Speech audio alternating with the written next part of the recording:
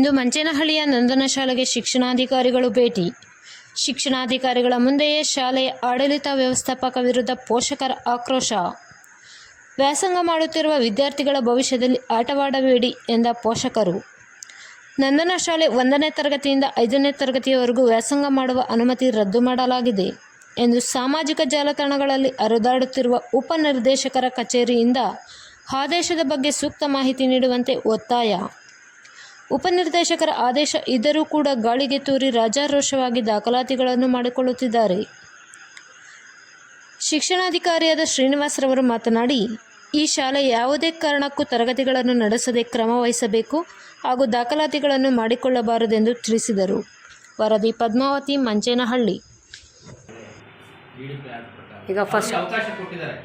ಮಾನ್ಯತೆ ಸಂಬಂಧ ನಿಮ್ಗೆ ಏನು ಕೋರ್ಟ್ ನಿರ್ದೇಶನ ಅದರಂತೆ ಕ್ರಮ ಆಗಿದೆ, ಬಟ್ ಕ್ಲೋಸ್ ಮಾಡಬೇಕು. ಹಾಂ ಸರ್, ಇದಾಯಿತು. ಮತ್ತು 1 to 5th ಸ್ಟ್ಯಾಂಡರ್ಡ್ವರೆಗೂ ಇವಾಗ ಬಂದ್ ಮಾಡಬೇಕು ಅಂತ ಒಂದು ಮಾರ್ಗಸೂಚಿ ಬಂದಿದೆಯಲ್ಲ ಸಾಮಾಜಿಕ ಜಾಲತಾಣದಲ್ಲಿ, ಆ ಬಗ್ಗೆಯಾಗಿ ಈಗ ಇವರು ರೀಅಡ್ಮಿಷನ್ಗಳು ಮಾಡ್ಕೋಬೇಕಾ, ನೀವು ಅಡ್ಮಿಷನ್ಸ್ ಮಾಡಿಸ್ಕೋಬೇಕಾ, ಇಲ್ಲ ಕ್ಲೋಸ್ ಮಾಡಬೇಕಾ? ಸಂಬಂಧ ಮಾತಾಡ್ತೀವಿ. ಅಲ್ಲಿವರೆಗೂ ಪೋಷಕರು ಯಾರನ್ನ ಕೇಳಬೇಕು? ಕ್ಲಿಯರ್ ಸರ್ಟಿಫಿಕೇಟ್ ಬೇಕಲ್ಲ ಅವರಿಗೆ, ನಾವು ಮಕ್ಕಳನ್ನ ಅಡ್ಮಿಷನ್ ಮಾಡಿಸೋಣ ಅಂತ.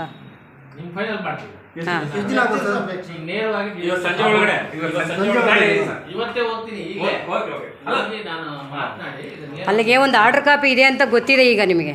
ಅದು ನಿಮ್ಮ ಕಡೆ ಬಂದಿಲ್ಲ ಅಂತ ನೀವು ಉತ್ತರ ಕೊಟ್ರಿ, ಬಂದಿಲ್ಲ ಅಂತ. ಸರಿ, ಆರ್ಡರ್ ಆಗಿರೋದು ನಿಜ ತಾನೆ? ಅದ್ರ ಬಗ್ಗೆ ನೋಡ್ಬೇಕು. ಅಲ್ಲ ಸರ್, ಆರ್ಡರ್ ಆಗಿದೆ ಅನ್ನೋದು ಅದು ಕ್ಲೂ ಸಿಕ್ಕದಂಗೆ ನಮಗೆ ಒಂದು ಮಾಧ್ಯಮದ ಮುಖಾಂತರವಾಗಿ.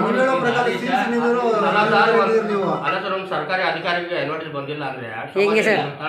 ನಮ್ಮ ಕಚೇರಿಗೆ ಸ್ವೀಕೃತಿ ನಮ್ಮ ಕಚೇರಿಗೆ ಬಂದಿಲ್ಲ.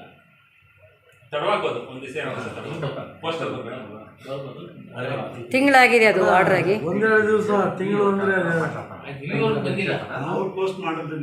ಈಗ ಸರಿ ಸರ್, ನಿಮ್ಮ ಗಮನಕ್ಕೆ ಬಂದಿಲ್ಲ.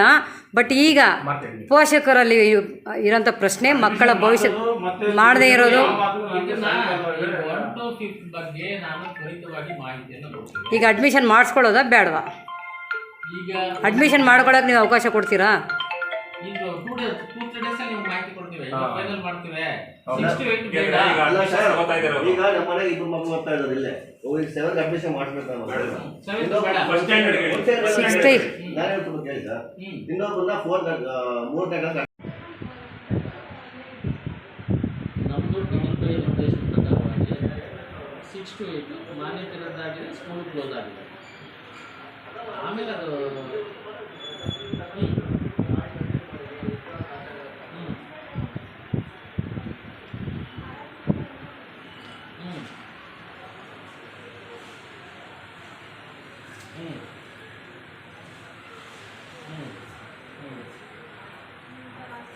ಆಯಿತು. ಅದನ್ನು ಈಗ ನನಗೆ ಅದು 1 to 5 ನನಗೆ ಗೊತ್ತಿಲ್ಲ, ನನಗೂ ಬಂದಿಲ್ಲ ಲೆಟ್ರು.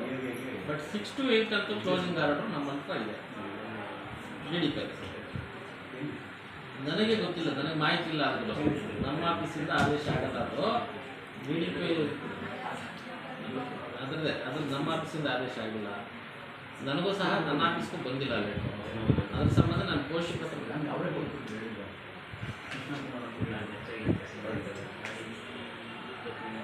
ಅಲ್ಲ, ಆಲ್ರೆಡಿ ಹಿಂದೆ ಆದೇಶ ಆಗಿದೆ.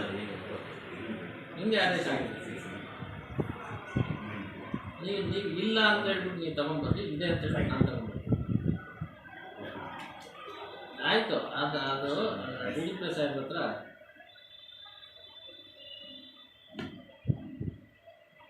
ಕಡೆಯಿಂದ ಬಂದಿರುತ್ತೆ. ಅದನ್ನು ನೀವು ಇವ್ರು ಕೊಟ್ಟಿರ್ತೀರಲ್ಲ ಸರ್, ಈ ಥರ 6 to 8 ಕ್ಲೋಸಿಂಗ್ ಆಗಿದೆ. ಆ ಲೆಟ್ರಂಗೆ ಕೊಡಿ ಸರ್ ನಮಗೆ. ಸರ್, ಆ ಲೆಟ್ರು ನೀವು 6 to 8 ಕ್ಲೋಸಿಂಗ್ ಮಾಡಬೇಕು ಅಂತ ಕೊಟ್ಟಿರೋ ಲೆಟ್ರ್ ನಮಗೆ DDP ಕೊಟ್ಟಿದ್ದಾರೆ. ನಾನು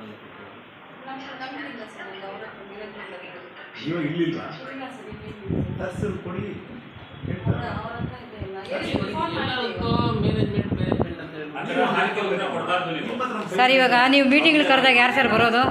ನೀವು ಮೀಟಿಂಗ್ ಎಲ್ಲ ಕರೆದಾಗ ಮತ್ತೆ ಹೇಗೆ ಬರ್ತಾರೋ? ಫೈಲ್ ಮೂವ್ಮೆಂಟ್ ಮಾಡ್ತೀರಾ?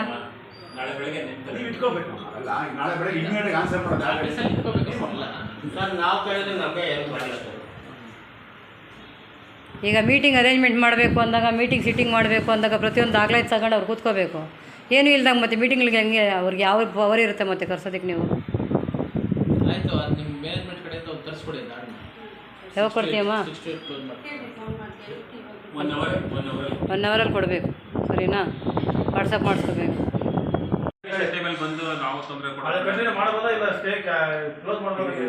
ಅವ್ರು ಹೇಳ್ತಾ ಇದ್ದಾರೆ ಕಂಟಿನ್ಯೂಸ್ ಮಾಡ್ಬೇಕು, ನೀವು ಕ್ಲೋಸ್ ಮಾಡಿ ದಾಖಲಾತಿಲ್ಲ, ನೀವು ಬೋರ್ಡ್ ಹಾಕಿ ಅಂತ ಹೇಳ್ತಾ ಇದ್ದೀರಾ. ಏನಿದು ಆಟ ಅಲ್ಲಿ ಹಂಗಿದ್ರೆ ಬಿಡಿ ಹೋಗಿ ಅದನ್ನ ಇದು ಮಾಡಿಸ್ಕೊಡಿ, ಕ್ಲಿಯರ್ ಮಾಡಿಸ್ಕೊಡಿ. ಕ್ಲಿಯರ್ ಆಗಿರೋದು ಕೊಡಿ, ಮತ್ತೆ ಕ್ಲಿಯರ್ ಆಗಿದೆ ಅಂತ ಕೊಡಿ, ನೀವು ಕೊಡಿ. ಎಲ್ಲಿದೆ ಸ್ಟಾರ್ಟ್ ಇದೆ ಏನಂತ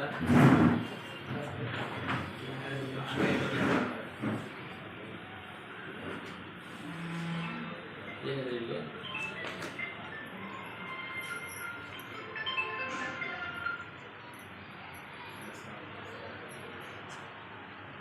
ಏನದು? Annexed G, there has been cancelled the registration certificate on the ground of uploading the wrong documents. ಅದು ಓದಿ ಹೇಳಿ ಸರ್, ನಮ್ಗೆ ಅರ್ಥ ಆಗುತ್ತೆ. ತಗೊಳ್ಳೋಣ ಇರೋ ಕಾಪಿ. ಮತ್ತೆ ಡಿ ಡಿ ಪಿ ಹೆಂಗೆ ಆದೇಶ ಮಾಡಿದ್ರು? ಅದಕ್ಕೆ ನಾವು ಡಿ ಡಿ ಪಿ ಆದೇಶದ ಪ್ರಕಾರವಾಗಿ ರದ್ದಾಗಿದೆ.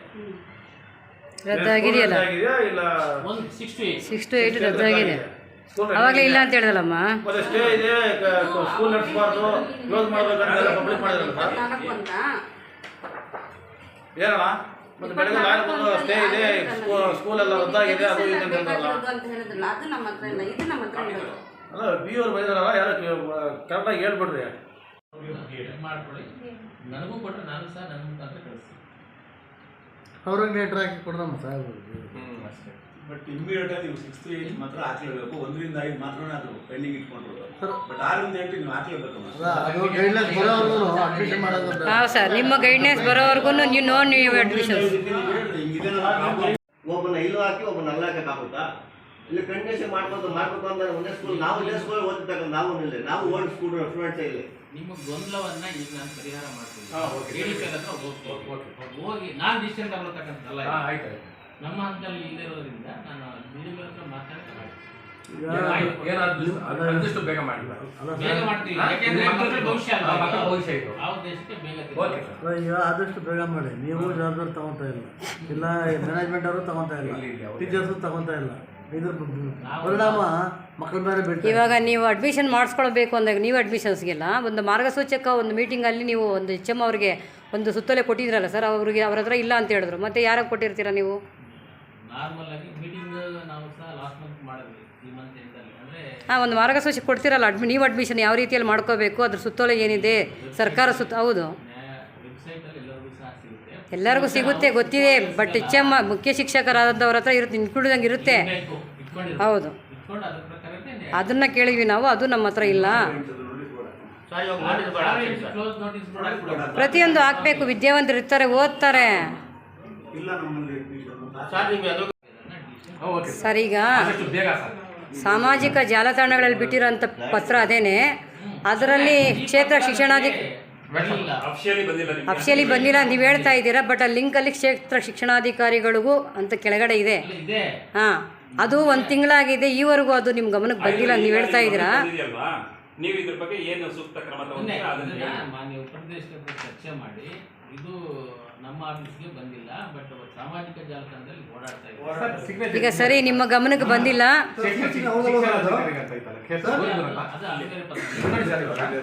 ಇಲ್ಲಿ ಇದು ಇವಾಗ ನಿಮ್ಗೆ ಗಮನಕ್ಕೆ ಬಂದಿಲ್ಲ ಅಂತೀರಾ? ನೋಡಿ ಸರ್, ನಿಮ್ಮ ಸೈನ್ ಎಲ್ಲಿಂದ ಬರುತ್ತೆ ಸರ್? ಎಲ್ಲಿಂದ ಬರುತ್ತೆ ಸರ್? ಎಲ್ಲಾನು ನಿಮಗೆ ಬಂದಿರೋ ಫೈಲ್ಸ್ ಇದೆಲ್ಲ ಕೊಡಪ್ಪ. ನೋಡಿ ಸರ್, ಸೀಲ್ ಎಲ್ಲಿಂದ ಬರುತ್ತೆ ಸರ್? ನಿಮ್ಮ ಹತ್ರ ಬಿಟ್ಟರೆ ಯಾರ ಹತ್ರ? ಅಲ್ಲಿಗೆ ಯಾರ ನಿರ್ಲಕ್ಷ್ಯದಿಂದ ಮಕ್ಕಳ ಭವಿಷ್ಯತ್ತು ಇದೆ. ಸಿಗ್ನೇಚರ್ ಮಾಡೋಕ್ಕಾಗುತ್ತಾ? ಸೀಲ್ ಯಾರೋ ಸಿಗ್ನೇಚರ್ ಡೇಟ್ ನೋಡಿ.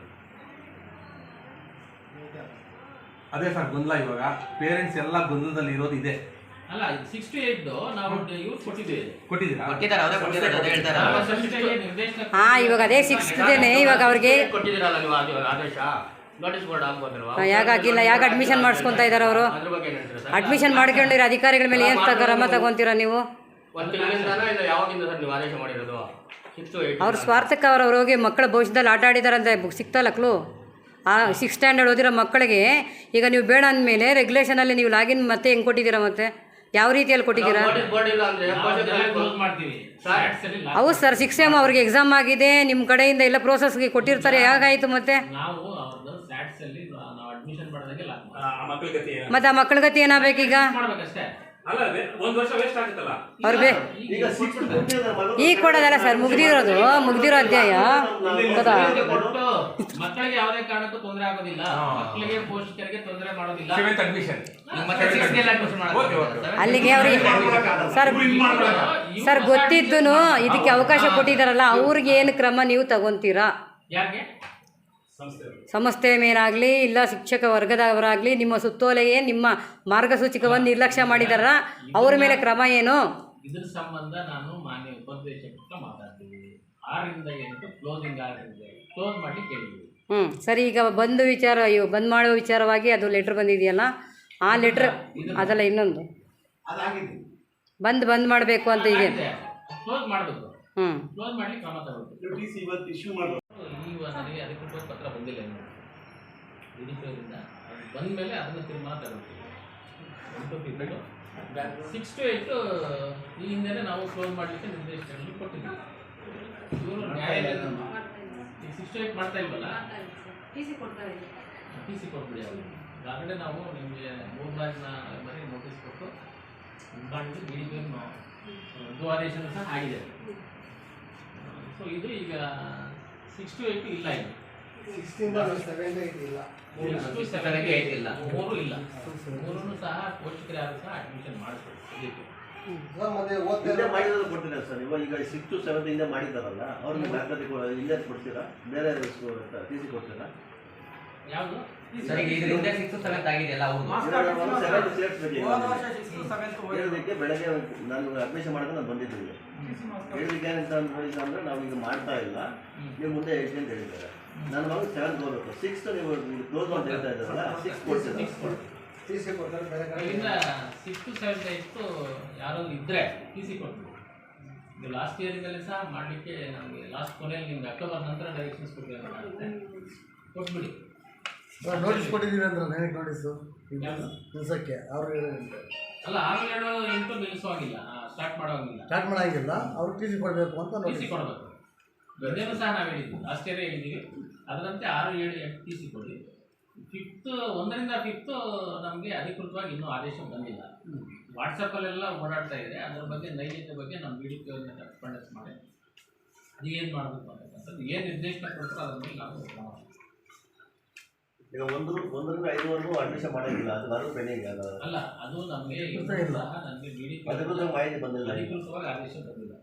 ಅದನ್ನ ಒಳ್ಳೆ ಅದು ಒಳ್ಳೆ ಓವರಾಲ್ ಇಲ್ಲಿ ಏನು ಮಾಡೋಂಗಿಲ್ಲ. 6 to 8 ಅಡ್ಮಿಷನ್ ಮಾಡೋಂಗಿಲ್ಲ. 6 to 8 ಅಡ್ಮಿಷನ್ ಮಾಡಿಲ್ಲ. 1 to 5th ಹೇಳಿ. ಈಗ 1 to 5th ನನಗೆ ಇನ್ನೂ ಆದೇಶ ಬಂದಿಲ್ಲ. ಆದೇಶ ಬಂದಿದೆ ನಿಲ್ಲಿಸಿ ಅಂತ. ಆದೇಶ ಬಂದ ಮೇಲೆ ನಿಮಗೆ ನಿರ್ದೇಶ ಕೊಡ್ತೀನಿ. ಅಡ್ಮಿಷನ್ ಆಗಿರೋದು ಅಡ್ಮಿಷನ್ ಆಗಿರೋದು ಓದ್ತಾ ಇರೋದು ಯಾವುದು 1 ರಿಂದ 5 ಬಗ್ಗೆ ಈಗ ಡಿಡಿಪಿಯವ್ರನ್ನ ಮಾತಾಡಿದೆ, ಟೀಮ್ ಹಾಕ್ತೀವಿ, ಇನ್ಸ್ಪೆಕ್ಷನ್ ಮಾಡಿ ಅದನ್ನು ನಾನು ಡಿಸಿಷನ್ ತಗೊಂಡು ಕೇಳಿದರೆ ಅದನ್ನು ಏನು ನಿರ್ದೇಶನ ಡಿಡಿಪಿಯವ್ರು ಕೊಡ್ತಾರೋ ಅದರಂತೆ ಕ್ರಮ ಆಗುತ್ತೆ. ಏನು ಗೊತ್ತಾ ಸರ್, ಇದು June 2 ಸ್ಕೂಲ್ ಓಪನ್ ಆಗೋಗುತ್ತೆ ಎಲ್ಲ. ನೀವು ಯಾವಾಗ ಆದೇಶ ಕೊಡ್ತೀವಿ ಏನು ಅದು ನಿಮ್ಮ ಪ್ರೊಸೀಜರ್ ಏನಾಯ್ತೋ ನೀವು 2 ವರ್ಷದಿಂದ ಇದೆ ಸರ್. ಇವಾಗ 2 ತಿಂಗಳಾದ್ರೆ ಆದೇಶ ಬಂದ್ರೆ ಪೇರೆಂಟ್ಸ್ಗೆಲ್ಲ ಗೊಂದಲಾನೆ ಸರ್, ಇದು ಪೇರೆಂಟ್ಸ್ಗೆಲ್ಲ ಗೊಂದಲಾನೆ. ಇದು ನೀವೇನೋ ಒಂದು ಡೈರೆಕ್ಷನ್ ಇದು ಇಲ್ಲಾಂದ್ರೆ ಆಗುತ್ತೆ, ಇಲ್ಲ ಆಗಲ್ಲ. ಇದು ಯಾಕೆ ಗೊತ್ತಾ ಸರ್, ನಾವು ಆಲ್ರೆಡಿ ಹೇಳ್ಬಿಟ್ಟಿದ್ದೀವಿ 6 ರಿಂದ 8 ಯಾವುದೇ ಕಾರಣಕ್ಕೂ ಮಾಡೋದಿಲ್ಲ. ಅದು ಬೇಡ ಬೇಡ 6 ಇದೆಯಲ್ಲ, ಈಗ 6th ಇದೆಯಲ್ಲ, ಇದೆ 6 ಇದೆ ಮೇಡ ಸರ್. 6 to 7 8 ಇಟ್ಕೊಳ್ಳೋದಿಲ್ಲ. ಈಗ ಅವ್ರಿಗೆ ಇನ್ನು ಮಾಹಿತಿ ತಗೊಳ್ತೀವಿ ಸರ್. 1 ನಿಮಿಷ, 6th ಸ್ಟ್ಯಾಂಡರ್ಡ್ ಮೂವ್ ಆಗಬಾರ್ದು ಅನ್ನೋದು ನೀವು ಮ್ಯೂಚುವಲ್ ಆಗಿ ಹೇಳಿದ್ರಾ, ಇಲ್ಲ ಒಂದು ನೋಟಿಸ್ ಮುಖಾಂತರವಾಗಿ ಕೊಟ್ಟಿದ್ದೀರಾ ಅವರಿಗೆ? ನೋಟಿಸ್ ಕ್ಲೋಸ್ ಮಾಡಲಿಕ್ಕೆ ಆದೇಶನ ಡಿಡಿಪಿ ಅವರ ಆದೇಶನ ಕೊಟ್ಟಿದ್ದೀವಿ. ಇಷ್ಟಕ್ಕೆ ಮುಂಚೆ ನಮ್ಗೆ ಯಾವುದೇ ಮಾಹಿತಿ ಗೊತ್ತಿಲ್ಲ ಅಂತ ಹೇಳಿದ್ದಾರೆ ಅವರು. ಮ್ಯಾನೇಜ್ಮೆಂಟ್ ಅವ್ರಿಗೆ ಗೊತ್ತಿರುತ್ತೆ, ನನಗೂ ಗೊತ್ತಿಲ್ಲ ಅಂತ ಮೇಡಮ್ ಅವ್ರು ಹೇಳಿದ್ರು. ಅದಕ್ಕೆ ನೀವು ಏನು ಉತ್ತರ ಕೊಡ್ತೀರಾ ಅನ್ನೋದು ನಮ್ಮ ಪ್ರಶ್ನೆ. ಕ್ಲೋಸಿಂಗ್ ಆರ್ಡರ್ ಆಗಿದೆ, ಹಾಂ. ಕ್ಲೋಸ್ ಮಾಡಬೇಕು. ಈಗ ಸಾಮಾಜಿಕ ಜಾಲತಾಣಗಳಲ್ಲಿ ಹರಿದಾಡ್ತಾ ಇರೋಂಥ ಬಂದು ಡಿಡಿಪಿ ಅವರ ಆದೇಶ ಕೊಟ್ಟಿದ್ದಾರೆ. ಅಲ್ಲಿಗೆ ಅದ್ರ ಮೇಲೆ ನೀವು ಕ್ರಮ ಏನು ತಗೊತೀರಾ ಇವಾಗ? ಅವರು 1 ಇಯರಿಂದ ಅಪ್ರೂವಲ್ ಮಾಡಿ ಮೂವ್ ಮಾಡಿದ್ದಾರೆ, ಮಕ್ಕಳ ಭವಿಷ್ಯದಲ್ಲಿ ಆಟ ಆಡಿದ್ದಾರೆ, ಇದಕ್ಕೆ ತಾವು ತಗೊತಾ ಇರೋ ಕ್ರಮ ಏನು? ನಾವು ಹಿಂದೆನೂ ಸಹ ಹೇಳಿದ್ವಿ, ಈಗ 68 ಅವ್ರು ಅಡ್ಮಿಷನ್ ಮಾಡೋಂಗಿಲ್ಲ, ಮಾಡ್ಕೊಂಡಿದ್ರೆ ಟಿ.ಸಿ ಇಶ್ಯೂ ಮಾಡೋದಷ್ಟೇ. 1 to 5th ಅಂತ ನಾವು ಈಗ ಮಾನ್ಯ ಉಪನಿರ್ದೇಶಕರ ಹತ್ರ ಮಾತನಾಡ್ತೀವಿ. ಅದ್ರ ಸಂಬಂಧ ಟೀಮ್ ಏನೋ ಮಾಡಬೇಕು ಅಂತಿದ್ದಾರೆ ಇನ್ಸ್ಪೆಕ್ಷನ್ಗೆ ಶಾಲೆಗಳು, ಆ ನಂತರ ಡಿಸಿಷನ್ ಆಗುತ್ತೆ. ಸರಿ, ಮತ್ತೆ ಆದಷ್ಟು ತ್ವರಿತವಾಗಿ ನೀವು ಏನಂತ ನಾನು ಅದರಲ್ಲಿ ನನಗೆ ಇದು ಆದೇಶ ನನಗೆ ಅದಕ್ಕೆ ನಾನು ಲೇಟಾಗಿ ಯಾಕೆ ಬಂದೆ ಯಾಕಂದ್ರೆ ಮಕ್ಕಳ ಭವಿಷ್ಯ ಇದು ಪತ್ರ ಬಂದಿದೆ. ಈಗ 2-3 ವರ್ಷದಿಂದ ಇದೇ ತರ ಗೊಂದಲ ಕೂಡ ಆಗಿದೆ. ಇದು ದಯವಿಟ್ಟು ನೀವು ಯಾವ್ದು ಸೂಕ್ತ ಕ್ರಮ ತಗೊಳ್ಳಿ ಅಷ್ಟೇ. ಪೇರೆಂಟ್ಸ್ಗೆ ಗೊಂದಲ ಆಗ್ಬಿಟ್ಟಿದೆ. ಯಾರಿಗೂ ತೊಂದರೆ ಆಗಬಾರ್ದು, ಯಾರಿಗೂ ತೊಂದರೆ ಆಗಬಾರ್ದು, ಗ್ರಾಮಸ್ಥರಿಗೂ ತೊಂದರೆ ಆಗಬಾರ್ದು, ಸಂಸ್ಥೆಗೂ ತೊಂದರೆ ಆಗಬಾರ್ದು. ಇಲ್ಲ ಟೀಚರ್ ತಗೊಂಡೋಗ್ಬೇಕಾ? ಇನ್ನು ಒಂದು 2 ತಿಂಗಳಾದ್ಮೇಲೆ ವಿಷಯ ಇದು ಕ್ಲೋಸ್ ಆದ್ರೆ ನಾವು ಅವಾಗ ಎಲ್ಲ ಹೋಗ್ಬೇಕು, ಮಕ್ಕಳನ್ನ ಈಗ ಅಡ್ಮಿಷನ್ ಗೊಂದಲ ಆಗ್ಬಿಟ್ಟಿದೆ, ಎಲ್ಲಿಗೆ ಅಡ್ಮಿಷನ್ ಮಾಡಿಸ್ಬೇಕು వాళ్ళకి ಪೇರೆಂಟ್ಸ್ಗೆ ರೆಸ್ಪಾನ್ಸಿಬಿಲಿಟಿ ಇದೆ ಅಂತ ಇವ್ರು ಮಾಡಿಲ್ಲ, ಅದಕ್ಕೆ ಆರ್ಡರ್ ಕೊಟ್ಟಿರೋದು ಅಷ್ಟೇ 15 ದಿನ ಅಂತ. ಅಲೆಕ್ಸಿ ಜಿ ಅಂದ್ರೆ ಬೇಕಂದ್ರೆ ಯಾವುದೇ ಲಾಯರ್ ಕೇಳಿ ಎಲ್ಲಗನ ಕೇಳಿ, ಅಲೆಕ್ಸಿ ಜಿ ಅಂದ್ರೆ ನೀವು ಪ್ರಾಪರ್ಟಿ ಏನಿದೆ ಕೊಡ್ರಿ ಅಂತ, ಅದಕ್ಕೆ ಆರ್ಡರ್ ಬಂದಿರೋದು. ಎಲ್ಲಿದೆ ಆದೇಶ? ಆದೇಶ ಕೊಡಿ ಅಂತ ಅದು ಕೊಟ್ಟಿದ್ಮೇಲೆ ಹಂಗಲ್ಲ, ಅದಕ್ಕೆ ಆರ್ಡರ್ ಕೊಟ್ಟಿರೋದು. 6 to 8 ಇಲ್ಲ ಅಲ್ಲ ಮಾಲೆ, 1 to 5th ಕಂಟಿನ್ಯೂ ಇದೆ ಏನು ಸ್ಟೇ. 6 to 8 ಇಲ್ಲ. ಆಯ್ತು, ಈಗ ಇದ್ರೆ ಡಿಡಿಪಿ ಸಾಹೇಬ್ರ ಹತ್ರ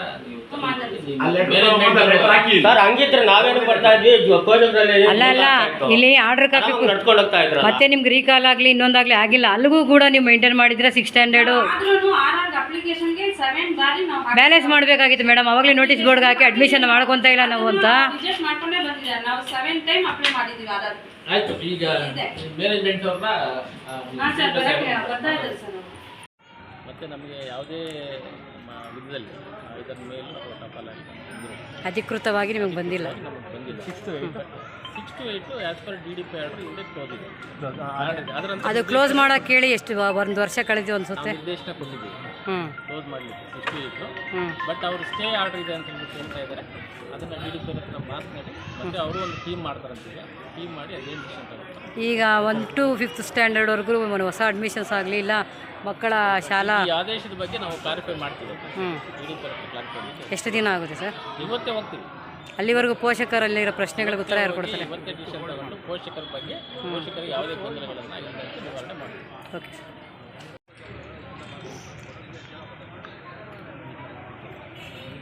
ಬ್ಲರ್ ಬಂದ್ರೆ ಪರವಾಗಿಲ್ಲ ಬಿಡಿ. ಸರ್ ಬೇಡ ಸರ್, ನಿಮ್ಮ ಫೇಸ್ ಚೆನ್ನಾಗಿ ಬರಬೇಕು.